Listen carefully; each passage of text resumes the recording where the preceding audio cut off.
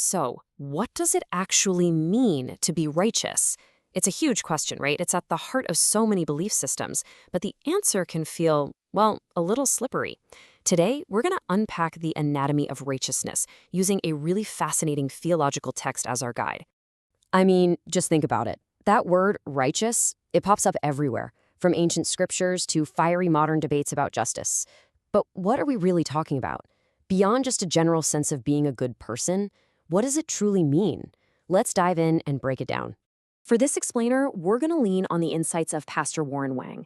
In a really detailed sermon, he explores the Christian theological concept of or righteousness, and his analysis gives us a super clear framework for getting our heads around this big idea. So, the core definition we're working with is incredibly direct. Righteousness isn't some moving target that changes with cultural trends or how we're feeling that day. Theologically speaking, it's an absolute standard. It's what God sees as right, period. But this divine standard isn't just some abstract idea hanging out in the clouds. It's all about relationships. It plays out in two really key areas. First, having a right relationship with God, and second, how that relationship translates into having right relationships with other people. So you see, it's both an internal thing and an external action. And this is where the scripture draws a really sharp line in the sand. You've got God's righteousness, that's the perfect, ultimate standard we're meant to aim for, and then there's human righteousness. The source points to the Pharisees, who were religious leaders known for being super strict about following the rules, as the perfect example of how you can look righteous on the outside, but completely miss the point on the inside. You know, to really get a handle on righteousness, it actually helps to look at its polar opposite. The source identifies this one single great sin that stands in total opposition to it. And this really sets up the central conflict in the whole theological story. This brings us to a massive question. If righteousness is all about having right relationships, what's the one thing that completely shatters them? What's the actual root cause of all unrighteousness? Now, you might have a whole laundry list of sins popping into your head. But Christian teachers argue that the root of it all is something much, much deeper. It's a single vice that basically poisons the whole well. And there it is. The source pulls this quote from C.S. Lewis, who flat out calls pride the utmost evil. So why is it so bad? Well, because pride completely flips the proper order of things on its head.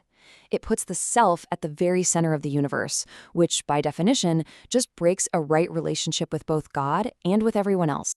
And pride's effect is, well, it's like a poison. It kicks off this devastating chain reaction. The source explains that pride, this belief that you are somehow better or superior, is the direct fuel for prejudice.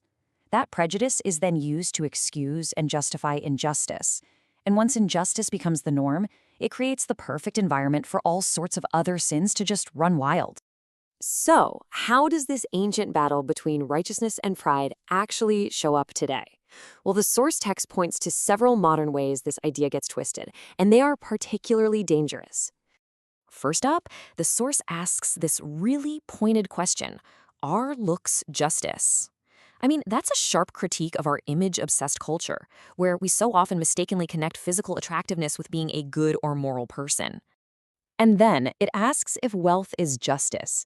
This really gets at society's tendency to assume that being financially successful is a sign of being morally right. You know, that whole money makes right idea. And finally, this one might hit a little close to home. Is your stance justice?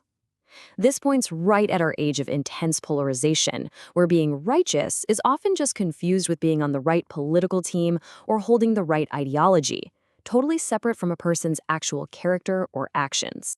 Pastor Wang warns that this is where a really dangerous shift happens, when faith stops being this transcendent guide and instead becomes just another cultural or political label. Because at that point, people are at huge risk of following the culture's version of righteousness instead of the one found in Scripture.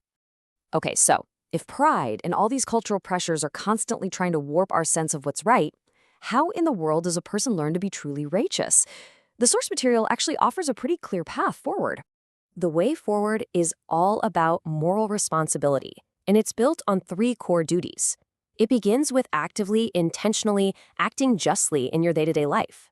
It means choosing to follow the teachings of Jesus over whatever the shifting cultural or political trends are telling you to do. And ultimately, it all flows from those two greatest commandments, to love God and to love your neighbor as yourself. And here's the thing, you're not expected to walk this path all on your own. The source points to Scripture as the essential guidebook for the journey. A passage from 2 Timothy puts it so clearly.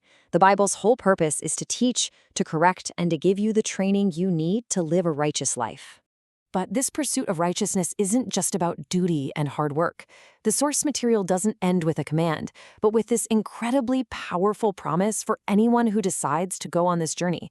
The promise isn't for an easy life, but for a flourishing one. The Scripture uses this amazing metaphor of a healthy tree, something that's vibrant, fruitful, and just full of life, even into old age. It's a vision not of comfort, but of a deep, lasting purpose.